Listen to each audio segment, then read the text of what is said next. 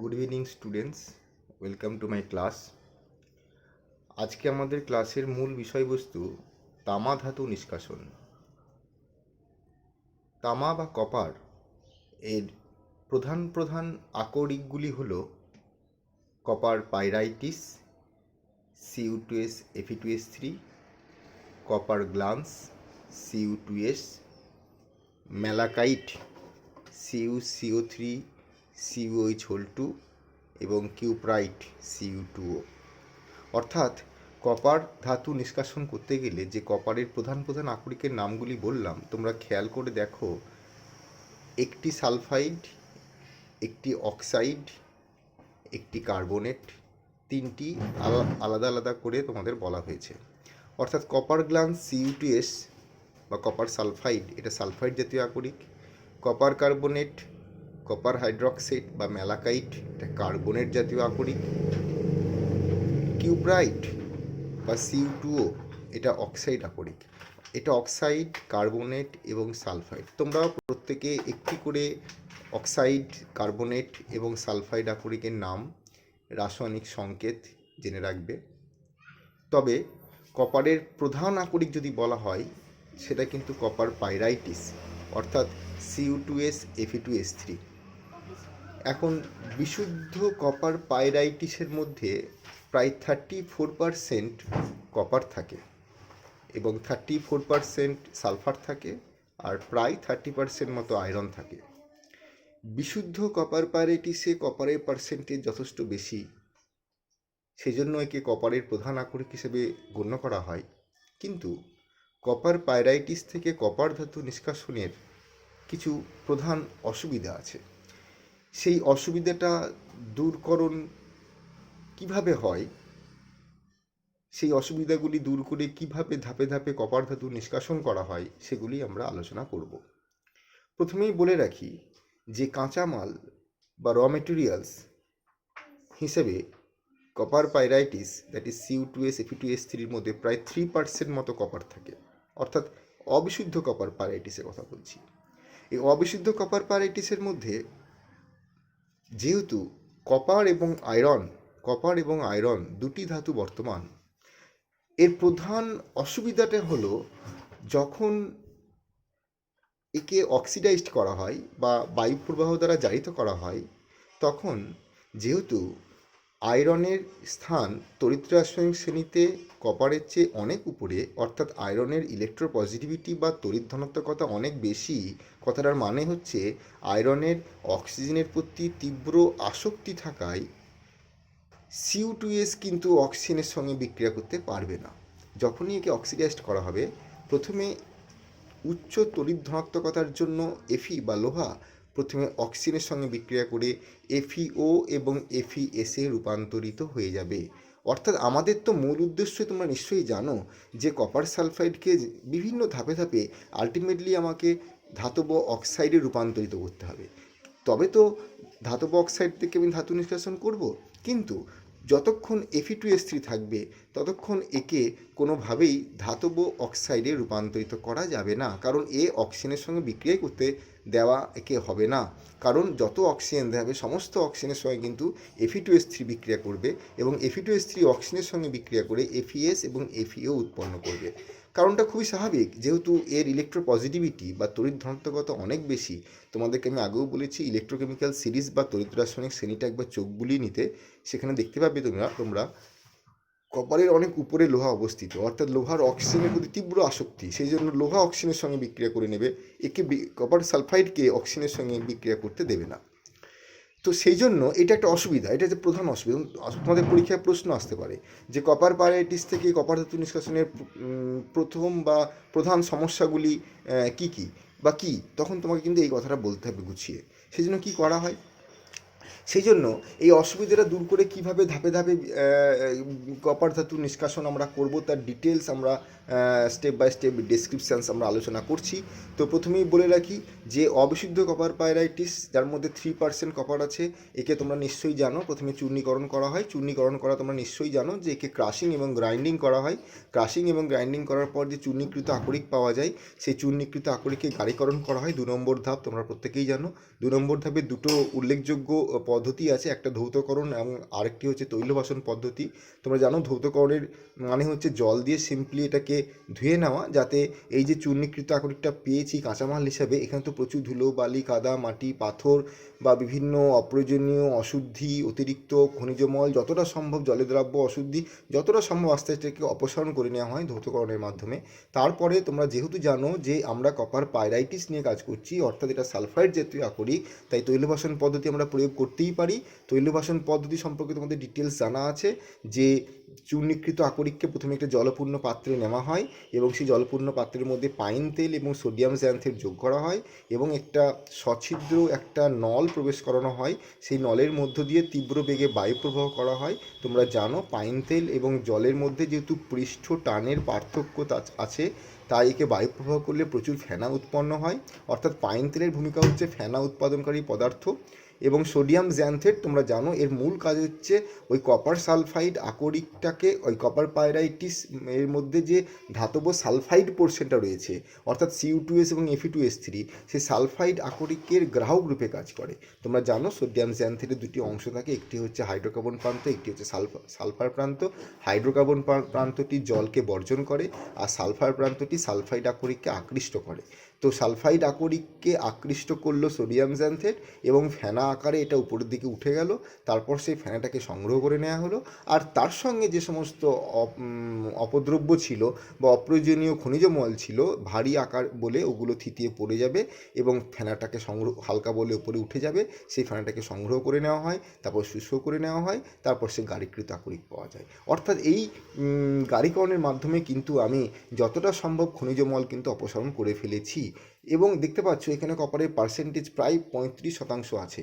অর্থাৎ যেখানে কাঁচামাল হিসেবে যখন আমি অবিশুদ্ধ কপার পাইরাইটিস নিয়েছিলাম সেখানে 3% কপার ছিল, তারপরে সেটা গাড়িকরণের মাধ্যমে যখন আমি ধৌতকরণ এবং তৈলবাসন পদ্ধতি দ্বারা এটি গাড়িকৃত করলাম সেখানে পার্সেন্টেজ অফ কপারটা কিন্তু বেড়ে গেল 35%। তোমরা লক্ষ্য করে দেখতে পাচ্ছ যে গাড়িকৃত আকরিক পাওয়া গেল। গাড়িকৃত আকরিকের পরবর্তী ধাপ তোমরা নিশ্চয়ই জানো তাপজারণ পদ্ধতি, কারণ তাপজারণ এখানে প্রযোজ্য হবে যেহেতু এটা সালফাইড আকরিক। তোমরা জানো যে আকরিককে তার গলনাঙ্কের চেয়ে কম উষ্ণতায় কিন্তু বশীকরণের চেয়ে বেশি উষ্ণতায় এবং অতিরিক্ত বায়ু প্রবাহে উত্তপ্ত করা হয়।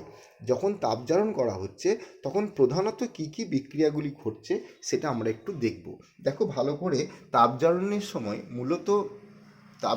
সময় দেখো ভালো করে খুব সহজ বিক্রিয়া আছে এখানে, যে Cu2S Fe2S3 একে যেহেতু বায়ু প্রবাহ দিয়ে তুমি উত্তপ্ত করছো তাহলে এটা বিক্রিয়া করছে, কিন্তু তোমাদের আমি আগেই বলেছি Cu2S কিন্তু অক্সিজেনের সঙ্গে বিক্রিয়া করতে পারবে না, বিক্রিয়া করবে কিন্তু Fe2S3 এবং বিক্রিয়া করে দেখো উৎপন্ন করছে FeS। দেখতে পাচ্ছ FeS আর SO2 উৎপন্ন করছে সালফার ডাইঅক্সাইড গ্যাস, ওটা উবে যাচ্ছে। দেখো পরবর্তী ধাপে Cu2S Fe2S3 এটাও অক্সিজেনের সঙ্গে বিক্রিয়া করছে। Cu2S দেখো যেমন ছিল তেমনই আছে, বরং উৎপন্ন হচ্ছে FeO। দেখো আমি প্রথমেই বলেছিলাম Fe2S3 অক্সিজেনের সঙ্গে বিক্রিয়া করবে এবং উৎপন্ন করবে FeS এবং FeO, এই দুটোই চেঞ্জ হয়েছে দেখো, বাকি উৎপন্ন হয়েছে SO2 গ্যাস। কিন্তু Cu2S সামান্য হলেও হয়তো অক্সিজেনের সঙ্গে বিক্রিয়া করছে এবং ধাতব অক্সাইড বা Cu2O-তে রূপান্তরিত হচ্ছে, তার সঙ্গে তো সালফার ডাইঅক্সাইড গ্যাস উৎপন্ন বেরিয়ে যাচ্ছে। কিন্তু এই Cu2 তুমি পাবে না, কারণ এই CO2 যেটা উৎপন্ন হলো সেটা কিন্তু পুনরায় এই যে FeS দেখতে পাচ্ছ এখানে উৎপন্ন হয়েছে, FeS এর সঙ্গে এটা বিক্রিয়া করে উৎপন্ন করছে Cu2S। অর্থাৎ Cu2S যেমন ছিল আবার তেমনই হয়ে গেল, অর্থাৎ কাজের কাজ কিছু হলো না, তার সঙ্গে SO2 গ্যাস বেরিয়ে গেল। তাহলে আমার প্রধান অসুবিধাটা কি? আমার তো তাপজারণে তুমি নিশ্চয়ই জানো তাপজারণে আমার মূল উদ্দেশ্য কী ছিল। তাপজারণে আমার মূল উদ্দেশ্য ছিল কিন্তু ধাতব অক্সাইড রূপান্তর করা, কিন্তু তুমি কি সেটা করতে পারলে? ধাতব অক্সাইড রূপান্তর করতে পারলে না, কারণ তুমি যে ধাতব সালফাইড ছিল সেই ধাতব সালফাইড Cu2S এটাকে তো Cu2-তে রূপান্তরিত করাই ছিল আমার মূল উদ্দেশ্য, কিন্তু দেখো তুমি সেটা করতে পারলে না। তুমি Cu2Sটা Cu2Sই হয়ে গেল। অর্থাৎ মূল উদ্দেশ্য ছিল আমার, এই রিয়াকশানটা ছিল আমার মূল উদ্দেশ্য, কিন্তু সেটা আমরা করতে পারলাম না। ওটা Cu2টা পুনরায় Fe-এর সঙ্গে বিক্রিয়া করে Cu2S-এ রূপান্তরিত হয়ে গেল। তাহলে কাজের কাজ কিছু হলো না। কি হলো আমার যেটা হলো তাপজারণ প্রক্রিয়ায় মূলত Fe2S3টা বিক্রিয়া করে উৎপন্ন করলো FeS এবং FeO, এই দুটোই যা ঘটনা ঘটলো। এবার দেখো তাপজারণটা তোমাকে যদি পরীক্ষায় জিজ্ঞেস করে যে তাপজারণে কী কী বিক্রিয়া সংঘটিত হয়, তখন তুমি দেখো 1 2 3 4 এই 4টে বিক্রিয়া লিখবে, খুব সহজ বিক্রিয়া। সিইউটিএস অ্যাজ সাচ যেমন আছে প্রথম দুটো ক্ষেত্রে তেমনই থাকবে। প্রথম ক্ষেত্রে শুধু Fe2S3টা এফিএস হবে, তারপরটা এফিও হবে। আর সামান্য সিইউ2এসটা সিইউ2তে রূপান্তরিত হলেও সেই সিইউ2টা কিন্তু পুনরায় এই যে এফিএসটা দেখতে পাচ্ছ, এফিএস সঙ্গে পুনরায় বিক্রিয়া করে ওটা আবার সিইউ2এস এবং এসও2তে রূপান্তরিত হয়ে গেল, অর্থাৎ কাজের কাজ কিছু আমার হলো না। এনিওয়ে, তাপজারণ প্রক্রিয়ার মূল উদ্দেশ্যটা কিন্তু ধাতব অক্সাইড রূপান্তর করা, সেটা কিন্তু আমি পাইনি। যাই হোক, তাপজারিত আকরিক হিসেবে যেটা পেলাম, তাপজারিত আকরিক, ভালো করে তাকাও এদিকে, তাপজারিত যে আকরিকটা পেলাম সেখানে তাহলে আমি কি পেলাম দেখো, সিইউ টেস্ট আর সিইউ টেস্ট যেমন ছিল তেমন তো রইল, তার সঙ্গে আমি বাড়তি কি পেয়েছি, এফইএস এবং এফইও দেখতে পাচ্ছ, এফইএস এবং এফইও, আর তার সঙ্গে সিইউ2এস। এটাই হচ্ছে তাপজারিত আকরিক হিসেবে, মানে তাপজারণের পরে আমি মূলত এই জিনিসটা পেলাম, একটা হচ্ছে সিইউ2এস, এফইও এবং এফইএস। এখন তো আমার তো আসল উদ্দেশ্য এখনও আমি আসতে পারিনি, আমার আমার আসল উদ্দেশ্য সিইউ2এস থেকে সিইউ2তে যতক্ষণ না রূপান্তরিত করতে পারছি আমার কাজের কাজ কিছুই হচ্ছে না।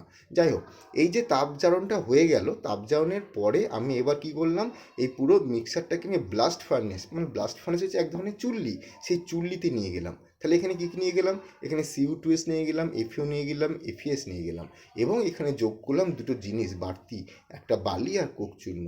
বালি এবং কোকচূর্ণ যোগ করা হয়েছে, তার কারণটা হচ্ছে কোকচূর্ণ তোমরা জানো যে উচ্চ উষ্ণতা সৃষ্টিতে সহায়তা করে।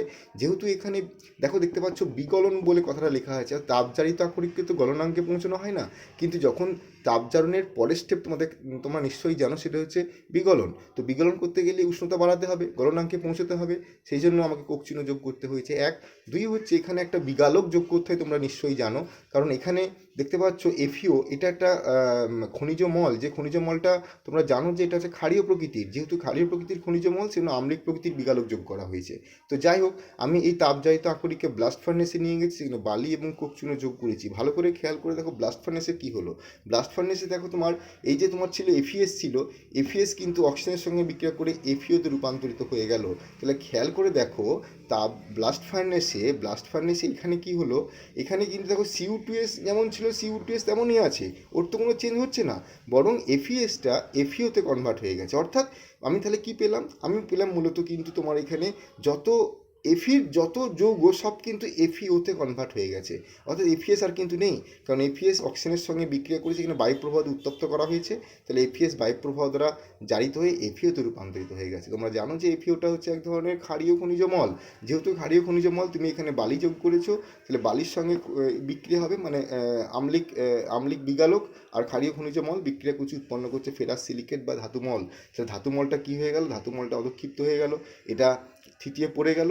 তাহলে আমি এই ব্লাস্ট ফার্নেস থেকে, এটা তো জিনিসটা যেহেতু গলনাঙ্কে পৌঁছে গেছি, আমি গলিত অবস্থায় করেছি, তাহলে এইটা বিক্রিয়াটা হয়ে যাওয়ার পরে যে জিনিসটা আমি পেলাম সেটা কিন্তু পেলাম গলিত সিইউ2এস। দেখো কপার সালফাইড তো যতক্ষণ এফি থাকবে আমি বলেছি ও কপার সালফাইডকে জারিত করতে দেবে না, তো এফিএসটা আমি কিন্তু যত এফি ছিল সমস্ত এফিকে রিয়াকশান করার জন্য অ্যালাউ করা হয়েছিল, সমস্ত এফি বিক্রিয়া করেওছে, এবং সমস্ত এফি বিক্রিয়া করে কিন্তু আলটিমেটলি সবাই কিন্তু এফিওতে রূপান্তরিত হয়েছে, এবং এই এফিওটা কিন্তু তখন বিগালকের সঙ্গে বিক্রিয়া করে ধাতুমল হিসেবে ফেরাস সিলিকেট উৎপন্ন করেছে, যেটা এখানে অধক্ষিপ্ত হয়ে গেছে এবং সেটা সেপারেট হয়ে গেছে বা অপসারিত হয়ে গেছে। তাহলে আমি এই ব্লাস্ট ফার্নেসের পরে এখানে কিন্তু আর এফির কোনো কম্পাউন্ড নেই, এখানে কিন্তু যেহেতু এটা গলনাঙ্কে পৌঁছেছে গলিত সিইউ2এস পেয়েছি, আর তার সঙ্গে সামান্য 100% রিমুভাল তো সম্ভব নয়, কিছুটা এফিও এবং কিছুটা এফিএস থাকবে সামান্য, সেটা খুব একটা মানে কনসিডারেবল নয়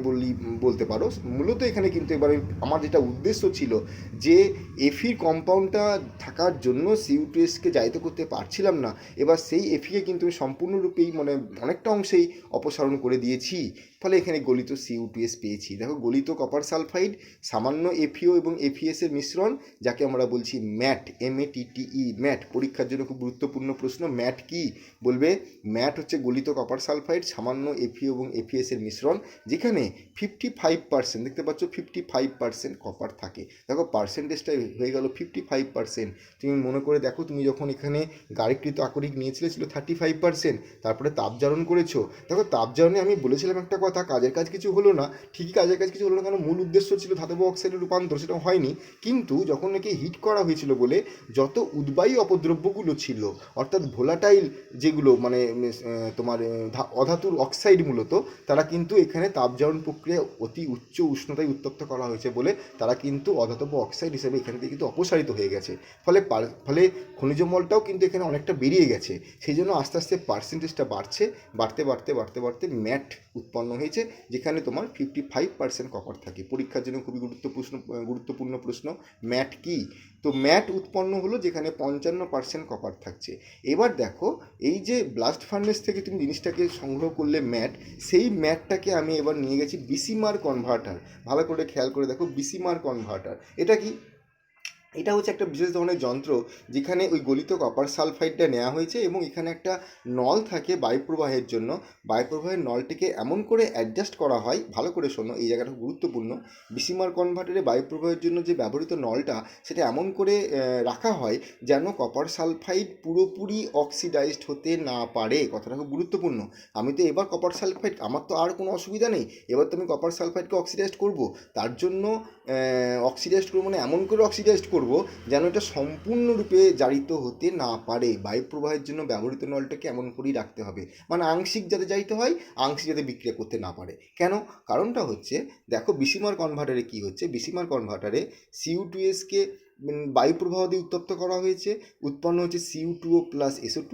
এটা হয় যেমন, এটাও হয় CO2S প্লাস O2 সমান CO2SO4, দুটো বিক্রিয়া সংগঠিত হয়। এবার ভালো করে দেখো, এই যে CO2 উৎপন্ন হলো, উৎপন্ন CO2O, আর এখানে যে অব্যবহৃত CO2Sটা পড়ে আছে, সেই CO2Sটা এই CO2 এর সঙ্গে বিক্রিয়া করছে। ভালো করে দেখো, এই যে CO2টা উৎপন্ন হলো, সেই CO2টা আর যে CO2Sটা অব্যবহৃত ছিল, আনরিয়াক্টেড ছিল, সেইটা তাদের মধ্যে বিক্রিয়া করে উৎপন্ন করছে CO প্লাস SO2। এটা 1 নম্বর গেল। 2 নম্বর, এই যে CO2SO4 যেটা উৎপন্ন হলো, এটা উৎপন্ন CO2SO4টা একই রকমভাবে অব্যবহৃত CO2S, অর্থাৎ যে CO2Sটা রিয়াক্ট করেনি, সেই CO2S এর সঙ্গে বিক্রিয়া করে উৎপন্ন করেছে CO প্লাস SO2। অর্থাৎ এই যে তুমি CO2S থেকে তুমি যে কপার সালফাইড থেকে, ভালো করে খেয়াল করে দেখো, কপার সালফাইড থেকে কপার অক্সাইডে নিয়ে এলে, তারপর তো তুমি একটা কোনো বিজারক দ্রব্য যোগ করে তারপর তো কপার ধাতু উৎপন্ন করার কথা ছিল। কিন্তু দেখো, তুমি কোনো বিজারক পদার্থ যোগ করোনি। তুমি কি করেছো? তুমি এটা কিছুই করোনি, বাইরে থেকে কোনো বিজারক যোগই করোনি। উৎপন্ন CO2টা অব্যবহৃত CO2 এর সঙ্গে বিক্রিয়া করে উৎপন্ন করেছে CO, অর্থাৎ ধাতব কপার পেয়ে গেছি আমরা। তাহলে এখন যেহেতু এখানে কোনো বিজারক দ্রব্য যোগ করার প্রয়োজন হয়নি, উৎপন্ন পদার্থটা নিজেদের মধ্যেই ওরা বিজারিত হয়ে গেছে, সেই জন্য এটাকে কী বলছি আমরা, শতব বিজারণ পদ্ধতি। এটা আমি একদিন বলেছিলাম যে শতব বিজারণ পদ্ধতি কী জিনিস। তাহলে কি বলবে, এই বিজারণ পদ্ধতিতে বাইরে থেকে কোনো বিজারক পদার্থ যোগ করার প্রয়োজন হয় না। এই জায়গাটা কিন্তু খুবই গুরুত্বপূর্ণ তোমাদের জন্য, বারবার করে বলছি, এটা কিন্তু খুব ভালো করে তৈরি করবে। ভালো করে শুনে রাখো, বিসিমার কনভার্টারে ব্যবহৃত নলটাকে এমন করে রাখা হয়, মানে বায়ুপ্রবাহের জন্য ব্যবহৃত নলটাকে এমন করে রাখা হয় যেন CO2Sটা সম্পূর্ণরূপে জারিত না হয়ে যায়। কারণটা নিশ্চয়ই বুঝতে পারছো। যদি মনে করো এটাকে আমি এমন করে অক্সিডাইজড করলাম যে 100%টাই মনে করো জারিত হয়ে গেল, তাহলে তো আর অব্যবহৃত অংশটা রইলো না, তাহলে তো শতব বিজারণটা হবে না। সেই জন্য এটাতে আংশিকভাবে জারিত হয়, মানে কিছুটা জারিত হয়, কিছুটা যেন পড়েই থাকে অ্যাজ সাচ। সেই জন্য যেটা উৎপন্ন হলো CO2, আর যেটা অব্যবহৃত CO2S, মানে যেটা রিয়াকশান করেনি, আনরিয়াক্টেড অবস্থায় আছে, তারা নিজেদের মধ্যে বিক্রিয়া করে উৎপন্ন করছে CO। একই রকমভাবে দেখো, CO2S এর সঙ্গে বিক্রিয়া করে উৎপন্ন করছে CO2SO4। এই উৎপন্ন CO2SO4টা অব্যবহৃত CO2S, যেটা রিয়াক্ট করেনি, তার সঙ্গে বিক্রিয়া করে উৎপন্ন করছে CO। অর্থাৎ কপার ধাতু নিষ্কাশনের জন্য আমাকে কিন্তু ধাতব অক্সাইড থেকে কোনো বিজারক পদার্থ যোগ করার প্রয়োজন হয়নি। আমরা উৎপন্ন পদার্থ নিজেই বিজারিত করেছে। তো সেই জন্য এটাকে বলছি আমরা শতব বিজারণ পদ্ধতি। এখানে কোনো বিজারক পদার্থ যোগ করার প্রয়োজন হয় না। এই প্রসঙ্গে বলে রাখি, তোমাদের হয়তো মনে হচ্ছে স্যার এটাও বিক্রিয়া করে উৎপন্ন করলো CO2, আবার এটাও বিক্রিয়া করে উৎপন্ন করলো CO2SO4। ঠিকই, এখানে 2 অণু অক্সিজেন বিক্রিয়া করে, এখানে 3 অণু অক্সিজেন বিক্রিয়া করে, অর্থাৎ বিক্রিয়ার যে স্টয়সিওমেট্রি সেটা ডিফারেন্ট, অর্থাৎ অক্সিজেনের অনুপাতটা আলাদা আলাদা হওয়ার জন্য এখানে প্রোডাক্টটাও আলাদা আলাদা হয়। তো যাই হোক, যাই প্রোডাক্ট হোক না কেন, উৎপন্ন প্রোডাক্টটা আনরিয়াক্টেড রিয়াক্টেড রিয়াক্টেন্টের সঙ্গে বিক্রিয়া করে উৎপন্ন করছে কপার। এই জায়গাটা খুব গুরুত্বপূর্ণ। যেটা উৎপন্ন হলো সেটা অব্যবহৃত CO2 এর সঙ্গে, অব্যবহৃত CO2 এর সঙ্গে বিক্রিয়া করে উৎপন্ন করছে কপার ধাতু। তো এটা তোমরা একটু ভালো করে পড়বে। এখানে যেহেতু কোনো বিজারক পদার্থ বাইরে থেকে যোগ করার প্রয়োজন হয় না, এরা নিজে নিজেই বিজারিত হয়ে যায়, সেই জন্য এটাকে বলছি আমরা শতক বিজারণ পদ্ধতি। তো যাই হোক, আমার যেটা মূল উদ্দেশ্য ছিল কপার ধাতু নিষ্কাশন, ভালো করে দেখো এই কপার ধাতু নিষ্কাশনটা কিন্তু আমরা করে ফেললাম, অর্থাৎ কপার আমরা পেয়ে গেলাম।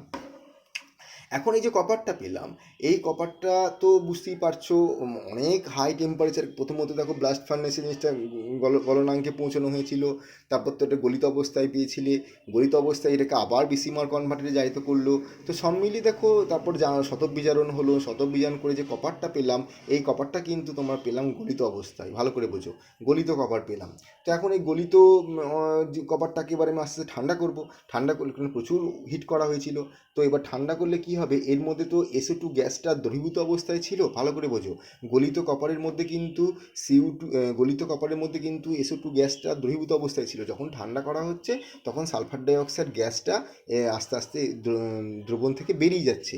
ঠিক গায়ে ফোসকা পড়লে দেখতে যেরকম লাগে, এইটাকে দেখো গলিত কপার আছে, এখান থেকে SO2 গ্যাসটা যখন বেরিয়ে যাচ্ছে ঠান্ডা হওয়ার সময়, তখন কিন্তু এরকমই দেখতে লাগে। অর্থাৎ গায়ে ফোসকা পড়লে দেখতে যেরকম লাগে, কপারকে দেখতে অনেকটা সেরকম লাগে। SO2 গ্যাস যেহেতু ফোসকার মতন করে বেরিয়ে যাচ্ছে। তো এইটাকে বলছি আমরা ব্লিস্টার কপার। ভালো করে খেয়াল করে দেখো, এটাকে বলছি আমরা ব্লিস্টার কপার। এটাকে বলছি আমরা ব্লিস্টার কপার। এটা অত্যন্ত গুরুত্বপূর্ণ একটা প্রশ্ন তোমাদের জন্য।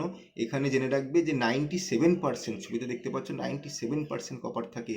অর্থাৎ তুমি যেটা পড়েছিলে প্রথমে ম্যাটের মধ্যে ছিল কত পার্সেন্ট কপার, ম্যাটের মধ্যে ছিল তোমার 55% কপার। তারপরে দেখো তোমার ব্লিস্টার কপারে আছে 97% কপার, অর্থাৎ তুমি অনেকটা পার্সেন্টেজটা বাড়িয়ে ফেলেছো। পরীক্ষায় প্রশ্ন আসে ব্লিস্টার কপার কি বলবে যে বিসিমার কনভার্টারে শতক বিজারণ পদ্ধতি দ্বারা যখন কপার ধাতু উৎপন্ন হয়, সেই গলিত কপারকে যখন ঠান্ডা করা হয় তখন তার মধ্যে দ্রবীভূত SO2 গ্যাসটি বেরিয়ে যায় বা অপসারিত হয় যখন, ঠিক দেখতে তখন ফোসকা পড়ার মতো লাগে বলে এই ব্লিস্টার কপার বলা হয়। ব্লিস্টার BLISTER, ইংরেজিতে ব্লিস্টার কথাটার মানে হচ্ছে ফোসকা। ব্লিস্টার কথাটির অর্থ হচ্ছে ফোসকা, সেই জন্য এটাকে বলা হচ্ছে ব্লিস্টার কপার। পরীক্ষায় কোশ্চেন দেবে ব্লিস্টার কপার কি, 1 নম্বর থাকবে, অত্যন্ত গুরুত্বপূর্ণ প্রশ্ন। তোমরা বলবে বিসিমার কনভার্টারের শতক বিজারণ পদ্ধতির পর যে কপার ধাতু উৎপন্ন হয় তা গলিত অবস্থায় থাকে এবং তাকে যখন ঠান্ডা করা হয় তখন তার মধ্যে দ্রবীভূত SO2 গ্যাসগুলি আস্তে আস্তে অপসারিত হয়ে যায় এবং দেখতে অনেকটা ফোসকা পড়ার মতো লাগে বলে একে ব্লিস্টার কপার বলা হয়। এখানে 97% কপার থাকে। এটা কিন্তু তোমাদের জন্য অত্যন্ত গুরুত্বপূর্ণ। তাহলে এই যে তুমি 97% কপার পেয়ে গেছো, মানে মনে মনে ভাবলে যে অনেকটাই আমার কাজ এগিয়ে গেছে। তো যাই হোক, দেখো কি হয়, এই 97% যে ব্লিস্টার কপার পেলে এবার তুমি কি করবে।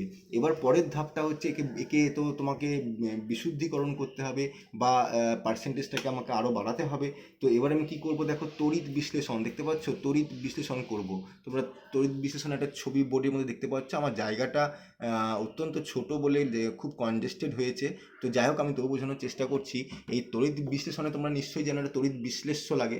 তড়িৎ বিশ্লেষ্য হিসেবে এখানে কপার সালফেটকে নেওয়া হয়েছে, CuSO4কে নেওয়া হয়েছে, মানে তুঁতে নেওয়া হয়েছে, তুঁতের জলীয় দ্রবণকে নেওয়া হয়েছে। আমার বিক্রিয়া লেখার আর বোর্ডে কোনো জায়গা নেই। তোমরা যদি পুরো বোর্ডটা দেখো তাহলে বুঝতে পারবে যে কত বড় অংশ এত ছোট বোর্ডের মধ্যে আটকানো পুরোটা সম্ভব নয়। এরপর যদি আমি আর রিয়াকশান লিখি তাহলে আর জায়গা কোনোভাবেই থাকবে না। তো সেই জন্য আমি এর রিয়াকশান লিখতে পারিনি বোর্ডের মধ্যে। তো যেহেতু এটা আমি আগের দিন একটা কথা বলেছিলাম যে কপার সালফেটের জলীয় দ্রবণে যখন তড়িৎ বিশ্লেষণ করা হয় তখন দেখো উৎপন্ন হবে এখানে Cu2+, বুঝতেই পারছো, এবং জল থেকে উৎপন্ন হবে H+। এখন Cu2+ আর H+, ভালো করে বোঝো জায়গাটা। এই যে Cu2+ উৎপন্ন হলো, আমি আর রিয়াকশান লিখছি না, আর H+ উৎপন্ন হলো, দুটো ক্যাটায়নের মধ্যে কিন্তু কোন ক্যাটায়নটা ক্যাথোডের দিকে যাবে, কপার Cu2+ ক্যাথোডে যাবে। কেন যাবে, কারণ কপারটা তড়িৎ রাসায়নিক শ্রেণীতে হাইড্রোজেনের নিচে আছে। আমি আগেও বলেছিলাম নর্মাল নিয়ম অনুযায়ী যারা কম ইলেকট্রোপজিটিভ তারাই কিন্তু ক্যাথোডে যায়, অর্থাৎ যারা নিচের দিকে থাকবে তারাই যাবে। তো হাইড্রোজেন আর কপারের মধ্যে কিন্তু কপার নিচে আছে, সেই জন্য Cu2+ যাবে। অর্থাৎ এখানে CuSO4 থেকে যেমন Cu2+, SO4 2- হয়েছে, H2 থেকে কিন্তু H++OH- হবে। তাহলে এখন সিইউ প্লাস প্লাস আর এইচ প্লাস দুটোর যে ক্যাটায়ন, দুটো ক্যাটায়ন তো যাবে না, যে কোনো একটা যাবে। কোনটা যাবে? যেটা নিচে থাকবে। কে নিচে থাকবে? সিইউ2 প্লাস নিচে থাকবে। তাই সিইউ2 প্লাস কিন্তু এখানে ক্যাথোডে যাবে। কেমন? সিইউ2 প্লাস ক্যাথোডে গেল। তার আগে বলে রাখি, যখন তুমি তড়িৎ বিশ্লেষণ করছো তো সেক্ষেত্রে কিন্তু তড়িৎ বিশ্লেষ্য রূপে তুমি কপার সালফেটের জলীয় দ্রবণ নিয়েছো, আর দুটো তড়িৎদ্বারকে প্রবেশ করেছে। ভালো করে দেখো ছবিটা একটু, তড়িৎদ্বারের মধ্যে একটা তড়িৎদ্বার হচ্ছে কপার, মানে এটা কিন্তু বিশুদ্ধ কপার, এটা কপার, এটা দণ্ড। আর তুমি যে এত কষ্ট করে ব্লিস্টার কপার উৎপন্ন করেছিলে, অর্থাৎ ফোসকা পড়ার মতো দেখতে যে কপারটা উৎপন্ন করেছিলে, সেই ব্লিস্টার কপারকে তুমি এখানে ব্যবহার করছো অ্যানোড হিসেবে। দেখো এখানে একটা অ্যানোডের দণ্ড দেখতে পাচ্ছি, এটা হচ্ছে ব্লিস্টার কপার অ্যাকচুয়ালি, মানে অ্যানোড হিসেবে যেটা ব্যবহার করছি সেটা হচ্ছে ব্লিস্টার কপার, আর এটা হচ্ছে বিশুদ্ধ কপার। এবার খেয়াল করে দেখো, ব্লিস্টার কপারে কিন্তু একটা সূক্ষ্ম মসলিনের একটা থলি বা ব্যাগ ঝুলি দেওয়া হয়েছে, কারণটা পরে বলছি। এই যে ব্লিস্টার কপার যেটা অ্যানোড হিসেবে ব্যবহার করছি, ছবিতে দেখো সেখানে একটা সূক্ষ্ম মসলিনের একটা থলি বা ব্যাগ ঝুলি দেওয়া হয়েছে, সেটা আমি পরে বলছি কী জিনিস। যাই হোক, এবার প্রশ্ন হচ্ছে, হ্যাঁ স্যার ঠিক আছে, ক্যাথোডে তো সিইউ2 প্লাস গেল, তাহলে অ্যানোডে কী হলো? অ্যানোডে কিন্তু কে যাবে? অ্যানোডে দেখো SO4 2 মাইনাস মাইনাস আর OH মাইনাস দুটো আয়ন উৎপন্ন হয়েছে, তাহলে কোন আয়নটা যাবে? এখানে তোমাদের বলে রেখেছি, তোমরা মাধ্যমিক থেকেই জেনে এসছো যে যখন কোনো লবণের জলীয় দ্রবণের তড়িৎ বিশ্লেষণ করা হয়, তখন যদি সেই ধাতুরই তড়িৎদ্বার ব্যবহার করা হয় তাহলে কিন্তু অ্যানোডে কেউ যায় না, তাহলে অ্যানোড নিজে থেকে ইলেকট্রন বর্জন করে। অর্থাৎ যে ব্লিস্টার কপার আছে, সেই ব্লিস্টার কপার নিজে থেকে দুটি ইলেকট্রন বর্জন করবে এবং এটা উৎপন্ন করবে সিইউ2 প্লাস। আমার তাহলে আমি একটু লিখে দিলে ভালো হয়, কিন্তু বেশ ঠিক আছে, দেখছি। তোমরা একটু ওয়েট করো, আমি তাহলে একটু রিয়াকশানটা লিখে দিলে হয়তো তোমাদের পক্ষে। আমি এই জায়গাটা একটু মুছে দিচ্ছি, এই তৈল ভাষণ পদ্ধতির জায়গাটা ছোট করে লিখে দিচ্ছি। তোমরা একটু খেয়াল করো, তাহলে বুঝতে পারবে যে কি হয় অ্যাকচুয়ালি, মানে আমি কি বলতে চাইছি। দেখো, CuSO4 কপার সালফেট, এটা কিন্তু ভেঙে যাচ্ছে এভাবে। তোমরা লিখবে পরীক্ষায় Cu প্লাস আর SO4 2 মাইনাস। তেমনি জলটাও তো ভেঙে যাচ্ছে, জলটা ভেঙে যাচ্ছে H plus plus OH minus. এবার আমি যেটা বলছিলাম যে দুটো ক্যাটায়ন আছে, তাহলে দুটো ক্যাটায়নের মধ্যে যাবে কোনটা? দুটো তো যাবে না, যে কোনো একটা যাবে। কে যাবে? যে নিচে থাকবে। তাহলে তড়িৎ রাসায়নিক শ্রেণীতে যেহেতু হাইড্রোজেনের নিচে কপার আছে, তাই কপার কিন্তু ক্যাথোডে যাবে। অর্থাৎ এটা হচ্ছে ক্যাথোড, CaTH2, ক্যাথোড, এটা হচ্ছে ক্যাথোড। ক্যাথোডে তোমার Cu2 প্লাস যাবে এবং এই দুটো ইলেকট্রন গ্রহণ করবে এবং উৎপন্ন করবে কপার। তাহলে প্রশ্ন হচ্ছে যে স্যার তাহলে এই দুটো ইলেকট্রন এলো কোত্থেকে? 1 নম্বর কোশ্চেন। আর 2 নম্বর হচ্ছে অ্যানোডে কী রিয়াকশান হয়, ভালো করে দেখো। অ্যানোডে লিখছি আমি, তাহলে অ্যানোডে দেখো এই যে SO4 2 মাইনাস মাইনাস আর OH মাইনাস, তাহলে তুমি বলছো অ্যানোডে কে যাবে? অ্যানোডে কিন্তু কেউই যাবে না। আমি তোমাদের বলে রাখি, যখন কোনো ধাতুর মানে লবণের একটা জলীয় দ্রবণের ইলেকট্রিসিস করা হয়, তখন যদি সেই ধাতুরই দুটি তড়িৎদ্বার ব্যবহার করা হয় তাহলে কিন্তু অ্যানোডে কেউই যায় না। তখনই হয় অ্যানোডটা কি? অ্যানোডে তো ব্লিস্টার কপার নিয়েছি, মনে করে দেখো। এই যে ছবি দেখতে পাচ্ছ, এটা ব্লিস্টার কপার, যেটা আমি এতক্ষণ ধরে পুরো তৈরি করলাম, সেটাকেই ব্যবহার করেছি অ্যানোড হিসেবে। সেই ব্লিস্টার কপারটা ব্যবহার করছি অ্যানোড হিসেবে। তখন কি হবে? তখন ব্লিস্টার কপার নিজে থেকে দুটো ইলেকট্রন বর্জন করে উৎপন্ন করবে Cu2 প্লাস। অর্থাৎ এটা হয় কখন? যখন তুমি যে ধাতুর লবণের জলীয় দ্রবণ নিচ্ছ, যদি সেই ধাতুরই তড়িৎদ্বার তুমি ব্যবহার করো, তখনই কিন্তু এটা হবে। তখন কিন্তু অ্যানোডে কেউই এদের মধ্যে যায় না, এটাই নিয়ম। তাহলে এবার ব্লিস্টার কপার তুমি উৎপন্ন করলে, সেটা থেকে সে নিজে থেকে দুটো ইলেকট্রন বর্জন করছে এবং উৎপন্ন করছে Cu2 প্লাস, এবং এই দুটো ইলেকট্রন যাচ্ছে কোথায়? অ্যানোড থেকে। এটাই, এই যে ভালো করে দেখো, এবার এই যে অ্যানোডে দুটো ইলেকট্রন বর্জন করলো, এই অ্যানোড থেকে এবার ইলেকট্রনটা চলে আসবে তোমার ক্যাথোডে। অর্থাৎ ক্যাথোডে কপার ধাতুটা আস্তে আস্তে সঞ্চিত হবে আর অ্যানোডটা কিন্তু আস্তে আস্তে ক্ষয়ে যাবে। ভালো করে বোঝার চেষ্টা করো। তাহলে এখানে দেখো যে ব্লিস্টার কপার যেটা নিয়েছিলে, সেটা কী হবে? আস্তে আস্তে ক্ষয়ে যাবে। কেন? কারণ সে কন্টিনিউয়াসলি দুটো করে ইলেকট্রন বর্জন করছে, তাহলে ব্লিস্টার কপারটা ক্ষয়ে যাবে আস্তে আস্তে। আর বিশুদ্ধ কপার যেটা তুমি নিয়েছিলে ক্যাথোড হিসেবে, সেইটা কিন্তু আস্তে আস্তে তার ওজন বৃদ্ধি পাচ্ছে বা তার কিন্তু স্থূল হচ্ছে। তার কারণটা হচ্ছে সেটা আস্তে আস্তে ওজনটা বাড়ছে আর এর ওজনটা কিন্তু আস্তে আস্তে কমে যাচ্ছে। এভাবে কি হচ্ছে, পুরো রিয়াকশানটা কন্টিনিউ হচ্ছে এবং এভাবে হতে হতে যখন দেখবে যে ব্লিস্টার কপারটা পুরোটাই ক্ষয়ে গেল, মানে এর আর কিছু নেই, তখন অনেকটাই স্থূল হয়ে যাবে। অর্থাৎ এটা ওজন যত গ্রাম হ্রাস পাচ্ছে, এর ওজন তত গ্রাম বৃদ্ধি পাচ্ছে, এ যত রোগা হচ্ছে ততই আস্তে আস্তে মোটা হচ্ছে, এবং এর ওজন যত গ্রাম হ্রাস পাচ্ছে ওজন তত গ্রামই বৃদ্ধি পাচ্ছে। এই জায়গাটা খুব গুরুত্বপূর্ণ। এইভাবে ওজনটা কমতে কমতে একটা সময় শেষ হয়ে যায়। শেষ হয়ে গেলে কি হবে, তখন এই যে বিশুদ্ধ কপার, আমার তো মূল উদ্দেশ্য ছিল বিশুদ্ধ কপার ধাতু উৎপন্ন করা, সেই ক্যাথোডের ওপর কিন্তু আমি বিশুদ্ধ কপার সঞ্চিত হয়েছে, এটাকে আমি এবার সংগ্রহ করব। এই যে ক্যাথোডের উপর সঞ্চিত হলো বিশুদ্ধ কপার, এখানে প্রায় 99.9% বলতে পারো, পার্সেন্টেজটা কত বললাম, 99.9%, অর্থাৎ বিশুদ্ধ, প্রায় এর থেকে বিশুদ্ধ আর হয় না।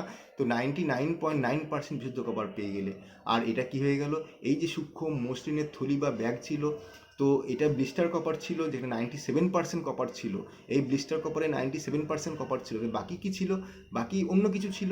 যা ছিল সেটা কিন্তু এমনি অন্য কিছু নয়, সেটা হচ্ছে সোনা, রূপো, প্লাটিনাম প্রভৃতি মূল্যবান ধাতু এখানে সঞ্চিত থাকে। সোনা, রূপো, প্লাটিনামের মতো মূল্যবান ধাতু এই থাকে। সেই জন্য আমি এটাকে তো ফেলে দিতে পারি না, সেই জন্য একটা ইলেকট্রোলিসিস শুরু করার আগেই আমি এখানে সূক্ষ্ম একটা মসলিনের থলি বা ব্যাগ আটকে রেখেছিলাম, যাতে সেই সোনা, প্লাটিনাম, রূপো এই মূল্যবান ধাতুগুলো আমি কালেক্ট করতে পারি। কারণ আমি এত ব্যয় করে, এত কষ্ট করে আমি তামা উৎপন্ন করলাম, সেখানে যদি আমি সোনা, রূপো, প্লাটিনাম পেয়ে যাই, তাহলে তো সেটা আমার পক্ষে লাভজনক। অর্থাৎ অনেকটা বলতে পারো যে বাই ওয়ান গেট ওয়ান, অর্থাৎ তুমি একটা কিনলে একটা ফ্রি পাবে। অর্থাৎ কপার যদি এত কষ্ট করে তুমি সঞ্চয় করেছো, তার অ্যাওয়ার্ড হিসেবে তুমি এখানে সোনা, প্লাটিনাম, রূপো প্রভৃতি মূল্যবান ধাতু পেলে, যেটাকে আমরা বিজ্ঞানের ভাষায় বলি অ্যানোড কাদা। দেখো, অ্যানোড কাদা বা অ্যানোড মাড লিখেছি, পরীক্ষা এটাও তোমাদের মাধ্যমিকে ছিল বোধহয় অনেকটা, যে অ্যানোড কাদা বা অ্যানোড মাড কী, তখন তোমাকে এই কথাটা বলতে হবে যে ব্লিস্টার কপার যখন পুরোপুরি ব্লিস্টার কপার থেকে যখন বিশুদ্ধ কপার সঞ্চয় করা হয়, উৎপন্ন করা হয়, তখন ব্লিস্টার কপারের গায়ে যে সূক্ষ্ম মসলিনের থলি বা ব্যাগ থাকে, সেখানে সোনা, রূপো, প্লাটিনাম প্রভৃতি মূল্যবান ধাতু সঞ্চিত হয় এবং সেটাকে সংগ্রহ করা হয়। এটাকে আমরা বলি অ্যানোড কাদা বা অ্যানোড মাড। আর এইভাবে আমি বিশুদ্ধ কপার ধাতু উৎপন্ন করতে পারি। আশা করি তোমাদের আমি বোঝাতে পেরেছি কি করে কপার ধাতু উৎপন্ন হয়, তার প্রধান আকরিক কপার পাইরাইটিস থেকে। এবং বুঝতে পারলে যে পুরো বোর্ডে যেটা দেখতে পাচ্ছ, যে এত বড় জিনিস একটা সিঙ্গেল কোশ্চেন কখনোই হয় না, এটা তোমার একটা অনেক বড় একটা প্রসেস, সেটা পুরোটাই আমি ডিটেলসে স্টেপ বাই স্টেপ ডিসক্রাইব করেছি। এবার এখান থেকে প্রচুর প্রশ্ন হতে পারে, এবার প্রশ্নটা কোত্থেকে হবে, কোন জায়গা থেকে খুঁটিয়ে খুঁটিয়ে প্রশ্ন করা হবে, সেটা নিশ্চয়ই তোমরা বুঝতে পারছো, বলা খুবই কঠিন। সেই জন্য আমি তোমাদের সাজেস্ট করছি তোমরা পুরো প্রসেসটা অত্যন্ত খুঁটিয়ে খুঁটিয়ে পড়বে, এবং তোমাদের যে বই আছে বইটাও দরকার হলে স্টাডি করবে। তবে আমি বোর্ডে যেটা লিখেছি সেটাই হচ্ছে বলতে পারো, বইয়ে ধরো আমি বোর্ডে যেটুকু লিখেছি ওটা কি ইচ্ছা করলে, আমি মনে করলে এই বোর্ডের লেখাটা কি 2 পাতা 3 পাতা ধরে টানা যেতে পারে, কিন্তু আমি তোমাদের জিস্ট করে দিয়েছি, খুব সংক্ষিপ্ত আকারে জিনিসটাকে দাঁড় করিয়েছি। এই বোর্ডের যে কথাগুলো লেখা আছে, একটা ওয়ার্ড, শব্দ বা একটা রিয়াকশান বাদ দেওয়া যাবে না, এবং এটা তোমাকে একদম ছবির মতো মনে রাখতে হবে, কারণ এখান থেকে প্রচুর ছোট ছোট প্রশ্ন আসবে, বুঝতেই পারছো। যেমন ধরো, প্রথম প্রশ্ন হতে পারে কপার পাইরাইটিস থেকে কপার ধাতু নিষ্কাশন করা প্রধান অসুবিধাটা কী কী, বা কপারের একটা করে সালফাইড, অক্সাইড, কার্বনেট আকরিকের নাম জেনে রাখবে, তৈলভাষণ পদ্ধতি, পাইন তেল, সোডিয়াম জ্যান্থেট, এখান থেকে কোয়েশ্চেন হতে পারে। তারপরে তোমার ওখানে বালি, এই যে ব্লাস্ট ফার্নেসের দিকে তাকাও, ব্লাস্ট ফার্নেসে বালি বা কোক চূর্ণ কেন যোগ করা হয়, ম্যাট কি, অত্যন্ত গুরুত্বপূর্ণ প্রশ্ন। বিসিমার কনভার্টারে বায়ুপ্রবাহের জন্য ব্যবহৃত নলটিকে ঠিক মাঝখানে রাখা হয় কেন, শতবিজারণ পদ্ধতি কী, কী কী রিয়াকশান ঘটছে, তাপজারণে কী কী রিয়াকশান ঘটছে, ব্লিস্টার কপার কী, ইলেকট্রোলিসিস কীভাবে হচ্ছে, রিয়াকশানগুলো কীভাবে, ক্যাথোডে এবং অ্যানোডে কী রিয়াকশান হচ্ছে দেখাও, লিখেছি আমি উপরের দিকে, ক্যাথোড এবং অ্যানোডে কী রিয়াকশান হচ্ছে, অ্যানোড কাদা কী, এই এরকম প্রচুর প্রশ্ন হতে পারে। তো তোমরা সবটাই ভালো করে আশা করি তৈরি করবে। আমার এই ভিডিওটা একবারে যদি পুরোটা তোমাদের বুঝতে অসুবিধা হয়, তোমরা যেমন যেমন সুবিধা হয়, যখন যখন সুবিধা হয়, যতবার সুবিধা হয় ততবার তোমরা এটা দেখবে, এবং এটাকে কিন্তু পুরোটা রিয়ালাইজ করবে এবং খাতাতে লিখবে। দরকার হলে বইও পড়বে, হয়তো একটু এদিক ওদিক হতে পারে বইয়ের ভাষার সঙ্গে আমার বোঝানো, তাতে চিন্তিত হওয়ার কিছু নেই, মূল জিনিসটা একই আছে। তো আমি যে কথাগুলো বলেছি সেগুলি সবই কিন্তু পরীক্ষার প্রশ্ন, অত্যন্ত গুরুত্বপূর্ণ বিষয়। তোমরা সবাই ভালো করে পড়বে, বুঝবে, তারপরেও যদি কোনো অসুবিধা হয় আমাকে বলবে, আমি চেষ্টা করবো যতটা সম্ভব হেল্প করার জন্য। তো স্টুডেন্টস, তাহলে আমার বক্তব্য শেষ। আমার ক্লাসও আজকের মতো শেষ। তোমরা এইটা ভিডিওটা দেখো, বোঝো, তারপর যদি সমস্যা হয় আমাকে জানিও, আমি হেল্প করার চেষ্টা করব। So good bye.